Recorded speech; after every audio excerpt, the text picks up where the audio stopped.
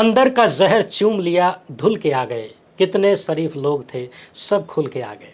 आए दिन भाषणों में बाबा साहेब का नाम लेने वाले, खुद को अंबेडकरवादी बताने वाले और अपनी सफलता के पीछे अंबेडकर के विचारों का योगदान बताने वाले भारत के दूसरे दलित चीफ जस्टिस B.R. गवई साहेब अब सपरिवार धुल के सामने आने लगे हैं। अब लोग खुलकर चर्चा करने लगे हैं कि हुजूर बाहर से अंबेडकर, भीतर से गोलवलकर हैं क्या। आपके स्क्रीन पर जो तस्वीरें दिख रही हैं, इन्हें कायदे से निहार लीजिए। ये आज के भारत की और भारतीय लोकतंत्र की सबसे महत्वपूर्ण तस्वीर है। इस तस्वीर में भारत का वर्तमान और भारत का भविष्य दोनों नजर आ रहा है। रात के अंधेरे में कृत्रिम उजाले के साथ, लाव लश्कर के साथ, सरकारी ऊंट गाड़ी पर भारत के कानून मंत्री और भारत के सुप्रीम कोर्ट के चीफ जस्टिस एक साथ डुगुर डुगुर जिंदगी का लुत्फ ले रहे हैं।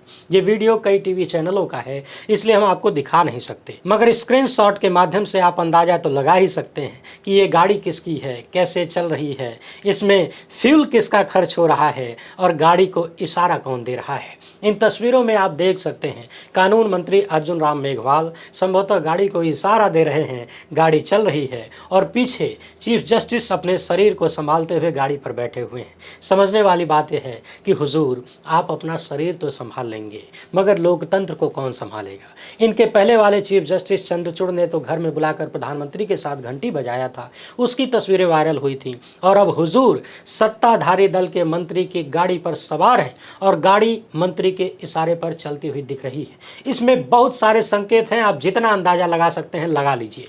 अब आप सोच रहे होंगे कि सत्ताधारी नेताओं के साथ आज की न्यायपालिका के सदस्य कितनी नजदीकी रखते हैं, इस पर तो अक्सर चर्चा होती ही है। मगर मैंने वीडियो की शुरुआत बाहर से अंबेडकर, भीतर से गोलवलकर के साथ क्यों किया। दरअसल खबर आई है कि चीफ जस्टिस की माताजी RSS के कार्यक्रम में चीफ गेस्ट बनकर जाने वाली हैं। तो हमने सोचा कि क्यों ना आज हमारे माननीय चीफ जस्टिस B.R. गवई के पिताजी की भी बात कर लें, माताजी की भी चर्चा कर लें। हुजूर की तो बात करते ही हैं, उनकी भी करेंगे। ये भी समझ लिया जाए कि कैसे समय समय पर माननीय लोगों ने सत्ता का सुख भोगा है और जब भी मौका मिलता है खुद को अंबेडकरवादी कहने से चूकते नहीं हैं। उधर एक नफरती बाबा हमारे दलित चीफ जस्टिस को गजब गजब की बात कहने लगा है, छाती फाड़ने की चर्चा हो रही है। ये बात क्यों हुई उस पर भी चर्चा करेंगे और टटोलने की कोशिश करेंगे कि जो माननीय खुद को बार बार अंबेडकरवादी कहते हैं, क्या उनके फैसलों में भी कभी ये सारी चीजें दिखती हैं। वीडियो काफी जबरदस्त होने वाली है, इसलिए आखिर तक देखिएगा। पहली बार है तो चैनल को सब्सक्राइब करके घंटी बजा दीजिए टन से। लाइक और शेयर करना आपकी जिम्मेदारी है, 2 सेकंड लगता है, अभी निपटा लीजिए। इसके अलावा आपको पता है कि हम किसी धन्ना सेठ या राजनीतिक दल के दम पर नहीं चलते, तभी खुल के आपके मुद्दों पर बात हो पाती है। हमारा काम पसंद आता हो तो इसके QR कोड या अपने मोबाइल नंबर का प्रयोग करते हुए जो भी हो सके आर्थिक सहयोग भेजने का प्रयास जरूर करें, ताकि आपकी आवाज़ बुलंद होती रहे। अगर कोई आपसे कहे कि क्या आप एक साथ आग और पानी को रख सकते हैं, तो आपका जवाब क्या होगा। यही ना कि आग लेकर यदि पानी में कूदे तो आग बुझ जाएगी, यदि पानी की मात्रा कम है, आग ज़्यादा है तो आग जलती रहेगी, पानी खत्म हो जाएगा।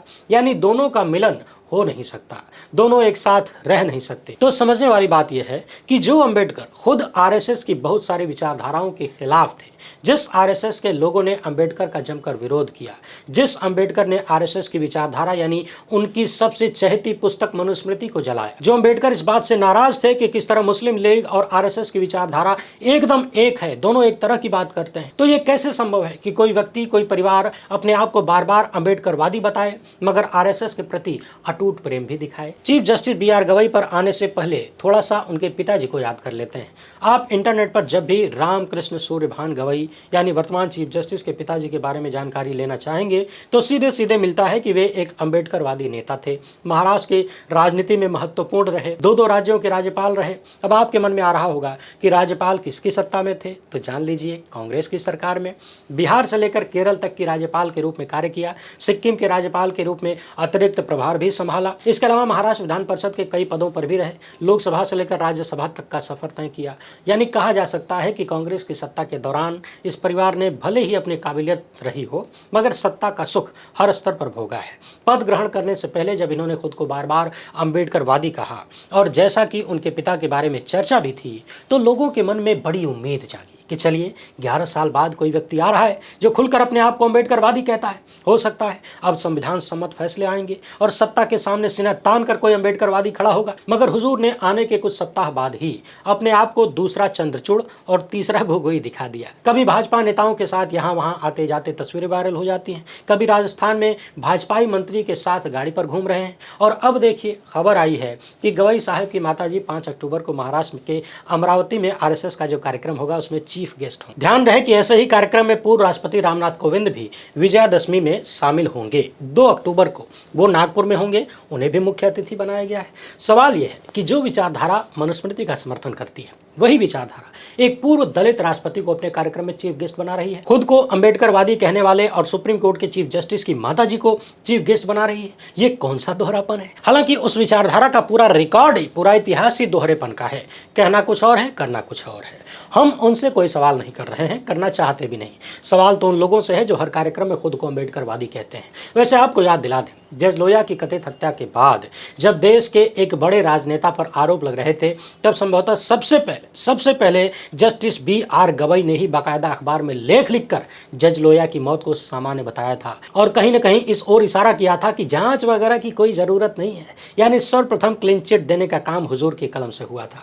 पिछले दिनों हमने इस पर विस्तृत बातचीत भी किया था और बताया था कि कैसे अपने ही साथी जज को न्याय नहीं दिलवा पाए। अब हाल ही में आपने देखा होगा किसी मामले की सुनवाई के दौरान चीफ जस्टिस ने कह दिया कि हमारे यहाँ काहे चले आए, अपने भगवान से अपना काम करवा लो। इस पर लोग कह रहे हैं कि शायद ये कहने के पीछे की मंशा ये रही होगी कि देखो, मैं किसी सत्ताधारी विचारधारा से ग्रसित नहीं हूँ, यानी हिंदुत्ववादी विचारधारा से ग्रसित नहीं हूँ, मैं उनसे अलग हूँ। मगर यहाँ भी मामला फंस गया। कथित रूप से सत्ता के ही पालतू बाबा लोग धमकाने लगे कि पाप जब बढ़ जाता है तो हमारे भगवान प्रकट होते हैं, छाती फाड़ देते हैं। तुमको भी छाती फाड़वाना हो तो बताओ।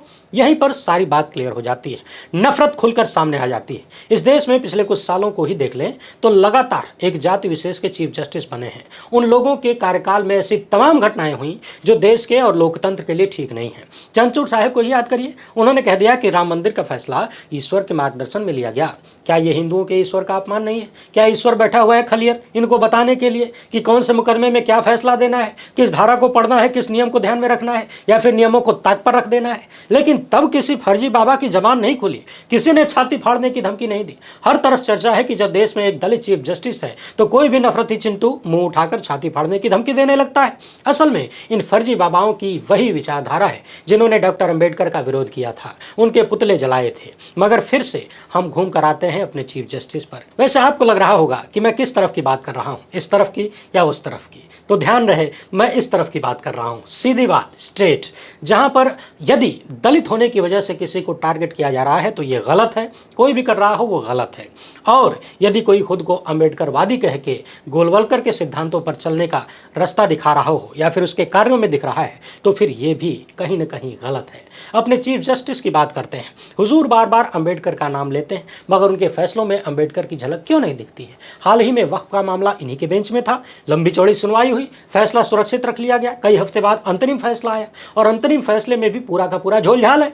हमने हाल ही में उस पर भी विस्तृत चर्चा किया और यह भी सवाल उठाया कि क्या फैसले को कायदे से एनालिसिस किए बिना ही, पढ़े बिना ही वक्फ संशोधन की मुखालफत करने वाले ताली बजाने लगे, खुश हो गए, हमारी जीत हो गई। क्योंकि हूबहू जो सत्ता चाहती थी वही अंतरिम फैसला चीफ जस्टिस ने दिया। जो मुख्य सवाल थे उनको छुआ तक नहीं। सवाल है कि डॉक्टर अंबेडकर ने तो किसी के साथ कोई भेदभाव नहीं किया, वो तो सबको बराबरी का हक देना चाहते थे। हमारे संविधान में बार बार ये चीजें झलकती हैं, परंतु हुजूर के फैसलों में ऐसा बहुत कुछ नजर नहीं आता। जिन बाबा साहेब ने भारत को लोकतंत्र दिया, और ध्यान रहे लोकतंत्र में हर व्यक्ति का वोट सुरक्षित होगा तभी सबके अधिकार बराबर होंगे। जो दबे कुचले गरीब हैं उनको वोट का अधिकार जब सुरक्षित होगा तभी उनके पास आगे बढ़ने का मौका होगा।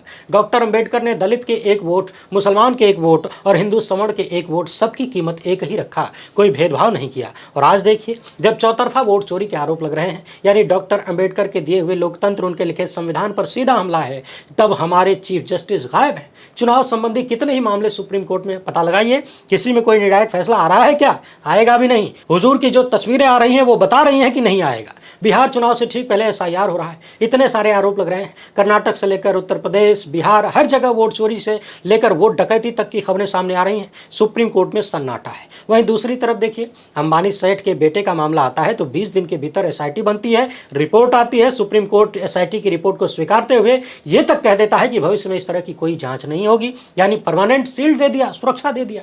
कैसे कैसे जजों की नियुक्ति हो रही है आप भी देख रहे हैं। चीफ जस्टिस ने अपने ही रिश्तेदार को महाराष्ट्र में जज लगा दिया, और महाराष्ट्र के जिस चीफ जस्टिस ने इनके रिश्तेदार को वहां जज बनाया, उस चीफ जस्टिस को तुरंत सुप्रीम कोर्ट बुला लिया गया। भाजपा के प्रवक्ताओं को जज बनाया जा रहा है। आरोप लग रहे हैं कि भर भर के RSS की विचारधारा वाले वकीलों को जज बनाया जा रहा है। तो सवाल यह है कि ये कैसे संभव है कि कोई व्यक्ति अम्बेडकरवादी भी हो और RSS से इतना गहरा प्रेम भी रखता हो। सवाल यह भी है कि जिसकी माताजी RSS के कार्यक्रम में चीफ गेस्ट बनाई जा रही हों, वो उसी विचारधारा की सत्ता के खिलाफ फैसले कैसे देंगे। सवाल यह भी है कि क्या किसी बड़े मामले में चीफ जस्टिस से लाभ लेने के लिए, यानी अपने हक में फैसला लेने के लिए उनकी माताजी को यह सम्मान दिया जा रहा है, चीफ गेस्ट बनाकर एहसान लादा जा रहा है। मैं किसी पर कोई आरोप नहीं लगा रहा हूं, मैं तो खाली सवाल कर रहा हूं जी। ये सवाल भी बाबा साहेब के दिए अधिकारों की वजह से ही हो रहा है। गांधी, नेहरू, पटेल, अंबेडकर जैसे हमारे पुरखों ने जो अधिकार दिए हैं, उसी के कारण हम जैसे लोग सवाल कर पा रहे हैं कि क्या भारत के चीफ जस्टिस ऊपर से अंबेडकर और भीतर से गोलवलकर हैं। वैसे आपको यह भी याद दिला दें, पूर्व राष्ट्रपति प्रणब मुखर्जी भी RSS के कार्यक्रम में पहुंचे थे,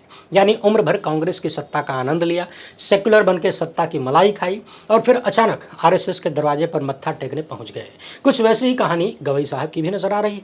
परिवार ने ज्यादातर समय कांग्रेस की सरकार में सत्ता का सुख लिया और अब खुद को अम्बेडकरवादी कहते हुए RSS के कार्यक्रम में जाना, भाजपा नेताओं से इतनी नजदीकी रखना, वो भी पद पर रहते हुए, वो भी खुलेआम। हिंदी का एक बड़ा सुंदर गीत है कि पल भर के लिए कोई मुझे प्यार कर ले, झूठा ही सही, कहना बस इतना है कि इन संबंधों को, इस प्रेम को छुपा कर रखते। दुनिया का सबसे बड़ा लोकतंत्र मुगालते में तो रहता, कम से कम उम्मीद तो बंधी होती कि एक अम्बेडकरवादी चीफ जस्टिस हैं। यही बात मैंने चीफ जस्टिस चंद्रचूड़ के बारे में भी कहा था कि आपके फैसलों ने दिखा दिया है कि आप किसके हैं, किसके लिए हैं, मगर कम से कम उन रिश्तों को छुपा कर तो रख सकते थे। मान लिया प्रधानमंत्री जबरिए आपके घर चले गए हों घंटी बजाने, आरती उतारने, तब भी कम से कम उसका वीडियो और फोटो न सामने लाते तो आज जो छीछा लेदर हो रही है वो नहीं होती। अब वही बात हुजूर के मामले में भी कही जा सकती है। वैसे आप लोग बताइए, क्या चीफ जस्टिस गवई के किसी फैसले को देखकर आपको अब तक महसूस हुआ कि वो दिल से अम्बेडकरवादी हैं? डॉक्टर अम्बेडकर द्वारा बनाए गए संविधान में ही डिप्टी स्पीकर का पद भी है और पिछले 6 साल से देश में डिप्टी स्पीकर नहीं है। क्या हमारे चीफ जस्टिस को इस बात की जानकारी नहीं है या फिर वो जानकारी लेना नहीं चाहते? अगर अम्बेडकरवादी हैं तो अम्बेडकर की बातें क्यों नहीं मानते? डिप्टी स्पीकर का मामला सुप्रीम कोर्ट में ही लटका पड़ा है, चुनाव आयुक्तों की नियुक्ति का केस भी सुप्रीम कोर्ट में है। बहरहाल आप दर्शक ही बताइए, चीफ जस्टिस की बातों में और उनके कार्यों में क्या वही अंतर नहीं दिखता जो हमारे विश्वगुरु की बातों और कार्यों में दिखता है? एक दिन संविधान को माथे से लगाते हैं, संसद भवन की सीढ़ियों पर मत्था टेकते हैं और अगले ही दिन उसी संविधान को रौंदते हुए संसद की गरिमा को तार तार करते हैं, बार बार झूठ बोलते हैं। ऐसा लगता है कि दोहरेपन का अमृत काल चल रहा है। अभी हाल ही में राह चलते मैंने एक पोस्टर देखा, किसी भाजपा विधायक ने लगवाया था। उस पोस्टर में RSS के तमाम नेताओं में डॉक्टर अम्बेडकर को भी चिपका दिया गया था। यकीन मानिए, उस तस्वीर को यदि डॉक्टर अम्बेडकर खुद देख लेते तो दोबारा दुनिया छोड़कर चले जाते। उन्हें यकीन नहीं होता कि उनको RSS के नेताओं के साथ खड़ा कर दिया गया है जिनकी विचारधारा में दूर दूर तक कोई मेल नहीं था। एक वो विचार जो हर इंसान को बराबर देखना चाहता है और दूसरा वो जो जाति, धर्म और लिंग के आधार पर गुलामी करवाना चाहता है, भेदभाव करना चाहता है। यह अलग बात है कि इस समय के बदलते रुख को भांपते हुए दोहरेपन का जमकर प्रयोग करना पड़ता है, दिखावा करना पड़ता है। वैसे आप लोग क्या सोचते हैं? हमारे माननीय चीफ जस्टिस BR गवई बाहर और भीतर दोनों से अम्बेडकर हैं, यानी अम्बेडकरवादी हैं, या फिर बाहर से अम्बेडकर भीतर से गोलवलकर हैं? अपनी राय कमेंट बॉक्स में जरूर लिखिएगा। पहली बार है तो चैनल को सब्सक्राइब कर लीजिए। हमसे जुड़ने के लिए बहुत बहुत धन्यवाद। जय हिंद।